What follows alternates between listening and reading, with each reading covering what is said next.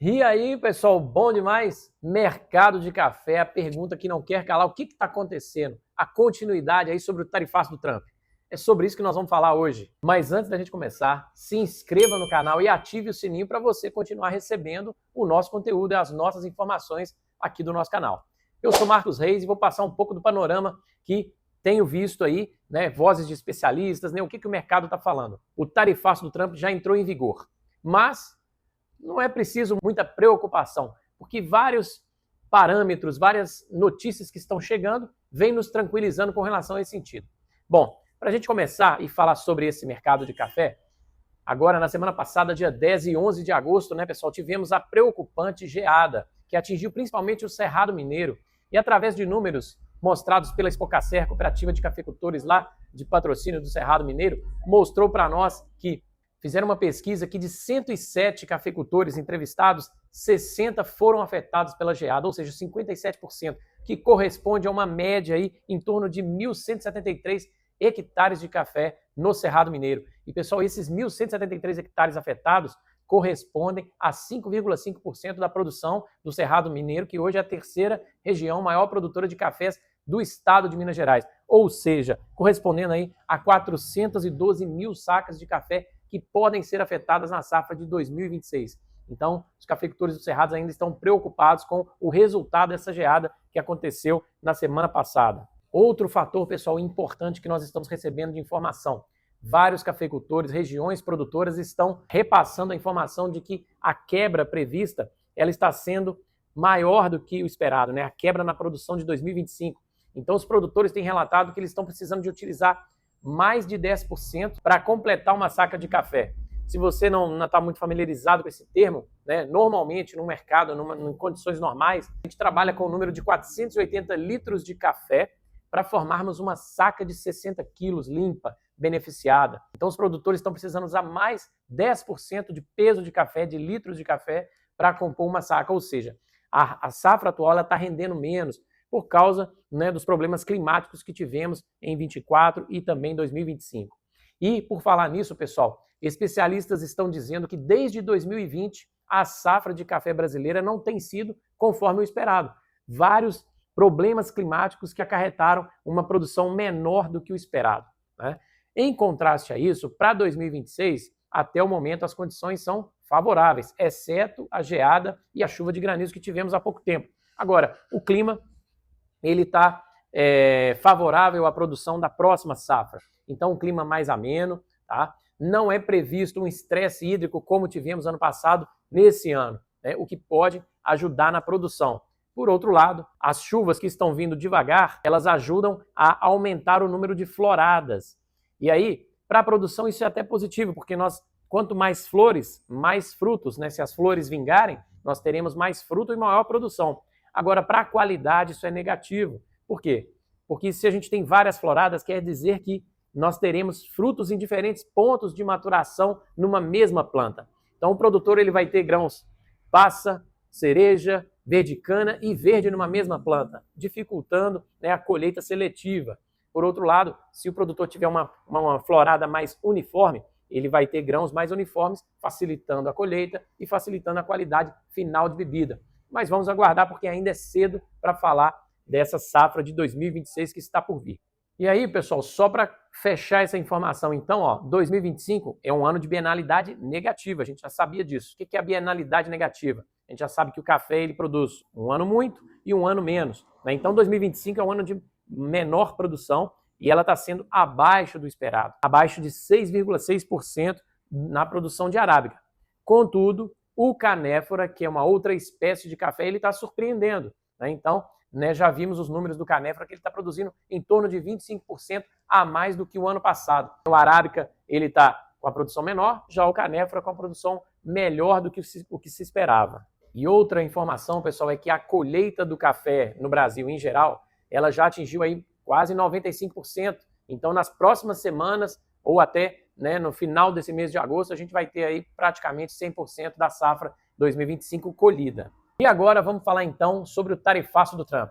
Bom, pessoal, o que mais preocupa os players, os agentes desse mercado, é a incerteza, porque Donald Trump colocou o tarifaço, depois ele jogou para frente a decisão, ela entrou em vigor, mas está muito incerto. Será que ela vai continuar? Será que não? Então os exportadores e importadores eles ainda ficam receosos de tomar uma posição porque ficam esperando uma possibilidade de revogação dessa lei. E olha só, surgiu uma notícia de que a Embaixada dos Estados Unidos aqui no Brasil se pronunciou e mostrou a relevância do café brasileiro para o mercado norte-americano, né, mostrando apoio e pedindo para que esse tarifaço ele não viesse a ser afetado no café. E também um deputado americano democrata, que foi o nosso amigo Rohit Khanna. O deputado democrata Rohit Khanna, ele vai colocar uma lei, um projeto de lei para revogar a aplicação do tarifaço na cafeicultura.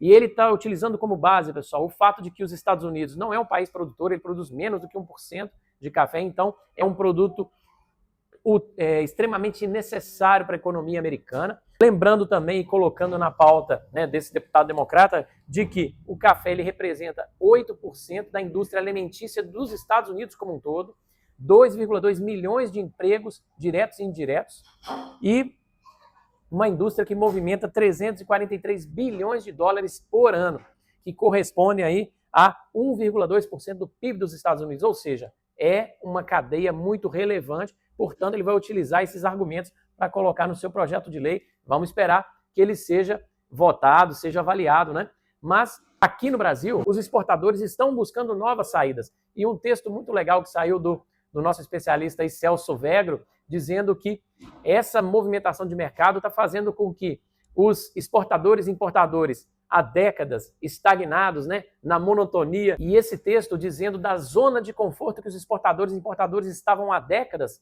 agora eles estão precisando correr atrás do mercado e diversificar.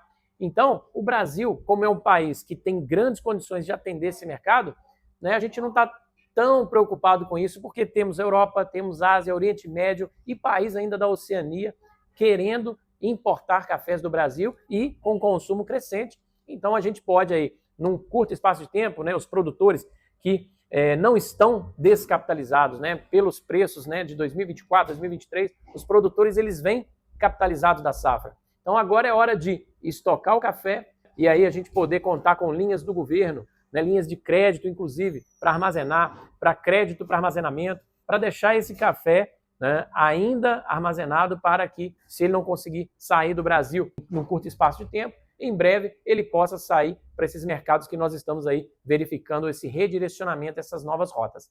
E a China, pessoal, ela citou aí agora há pouco, semana passada, ela aprovou o licenciamento de 183 exportadores do Brasil. Então veja o apetite da China para receber esses cafés brasileiros. Não sei se vocês sabem, mas a Luckin Coffee, que hoje é uma das maiores redes de cafeteria na China, ela tem hoje 24 mil cafeterias abertas e o plano para em 10 anos, ou seja, 2035, ela está com 132 mil lojas abertas em todo o mundo. Então, assim, é um mercado, é um país que não está para brincadeira e que está com apetite para levar o café do Brasil para o mundo afora. Estamos aí para trabalhar com a China, estamos abertos a negócio. E o mais interessante, pessoal, é que a China, que é um país que há 2 milênios, né, um país que trabalha com a cultura do chá, já tem o café na sua cultura, mas o café ele está mudando, né, a cara do país, a cara da China. Porque agora o café, além do mercado tradicional e da Luckin Coffee entrando como uma cafeteria similar, com uma estratégia muito parecida com a Starbucks. Ela trouxe bebidas à base de café para atrair os jovens. A Starbucks conseguiu fazer isso. Vamos ver os resultados da Luckin Coffee. Tudo indica que ela também deve ter êxito nessa estratégia de entrada no mercado. Mas o café lá na China também está sendo trabalhado como produto de luxo, entrando cafés de altíssima qualidade também no mercado chinês. Então, vamos ver aí os próximos capítulos e como que a China vai receber essa diversidade e essa alta qualidade que temos aqui no Brasil. E um fato importante, às vezes a gente fala muito dos desafios, e é claro, nós temos muito a crescer, a evoluir aqui no Brasil, mas, pessoal, o Brasil é um país, é o mais avançado em tecnologia de produção do mundo. O Brasil ele tem as maiores produtividades, né, melhores tecnologias de produção, então é aqui o local, né, o país que tem condições de abastecer esse mercado. Então, produtores, é hora de fato né, ficarmos atentos, buscarmos tecnologia e conhecimento para evoluirmos nesse mercado que está de portas abertas. E aí, pessoal, vejam só, preço de café. Bom, preço de café é uma incógnita, né, produção? E aí, se eu tivesse aqui uma bola de cristal, nós não temos. Essa informação que vale milhões de dólares. Mas veja bem, já é sabido que com esse tarifaço, o preço do café para o consumidor americano ele vai subir em torno de 15% a 20%. E aí o consumidor americano, que toma muito mais café do que o consumidor brasileiro, por exemplo, ele vai chiar. Então, Donald Trump, ele ainda vai receber essas críticas na hora que esse café, com a taxa, sobretaxa, chegar até na xícara do americano. Então, o preço vai chegar salgado e, portanto, ele vai receber as críticas e aí vamos ver se o tarifaço vai ser mantido ou não. Agora, e o preço aqui no mercado interno? Bom, pessoal, primeira coisa que temos que lembrar é que o preço do café ele é atrelado à Bolsa de Nova York.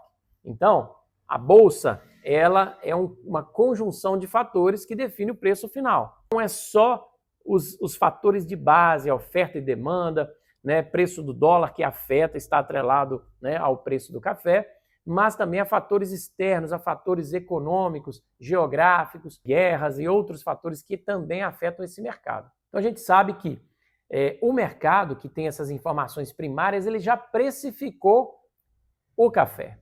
Então, ele subiu naqueles primeiros dias, mas aí já vem lateralizando, que a gente fala, né? Ele sobe um pouco, depois ele cai, ele sobe, cai, influenciado pelas ações especulativas, de fundos principalmente, compram e vendem e realizam seus lucros num curto espaço de tempo. Então, é visto que aqui no mercado nacional, poucos produtores, né? Os produtores estão segurando a sua safra. Então, se eles estão segurando, eles estão esperando momentos melhores de preço para poder desovar a safra atual. Então, vamos aguardar aí como que vai ser esse andamento da safra, né, essa perspectiva de preço. Agora, fato é que a safra já passou, esse mercado ainda não chegou e com o tarifaço, há, no curto prazo, uma expectativa de falta de café no mercado. Portanto, uma expectativa de ágio nos preços. Agora, no médio e longo, os mercados vão se organizando, os exportadores e importadores organizando essas novas rotas, e aí o mercado tende a normalizar novamente, tá certo? Vamos acompanhar o andamento e eu volto aqui no nosso canal para trazer mais informações aí para vocês semanalmente ou quinzenalmente. Nos aguardem aí. Grande abraço.